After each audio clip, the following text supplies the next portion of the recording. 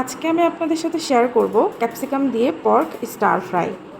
ক্যাপসিকামের মিষ্টি স্বাদ, নরম নরম পর্কের ঝাল ঝাল স্টার ফ্রাই, একেবারে রেস্টুরেন্ট স্টাইল ফ্লেভার।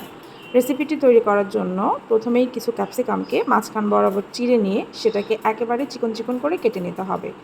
পর্কটাকেও ঠিক একইভাবে চিকন চিকন করে কেটে নিতে হবে।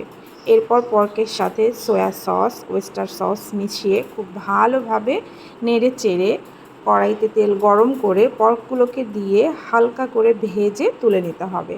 অপর একটি কড়াইয়ে তেল গরম করে বেশ খানিকটা রসুন কুচি দিয়ে সেটা কিছুক্ষণ ভেজে নিয়ে তার মধ্যে ক্যাপসিকাম লবণ দিয়ে বেশ হালকা করে ভেজে নিতে হবে। রঙটা কিন্তু সবুজ থাকা চাই। এরপরে যখন কিছুটা ভাজা হয়ে যাবে তখন এর মধ্যে হালকা করে ভেজে রাখা pork, chicken essence, soya sauce দিয়ে খুব ভালোভাবে মিশিয়ে নিলেই কিন্তু রেডি ক্যাপসিকাম দিয়ে পর্ক স্টার ফ্রাই। রেসিপিটি যদি ভালো লেগে থাকে তাহলে অবশ্যই একটা লাইক কমেন্ট করে আমাকে জানাতে ভুলবেন না।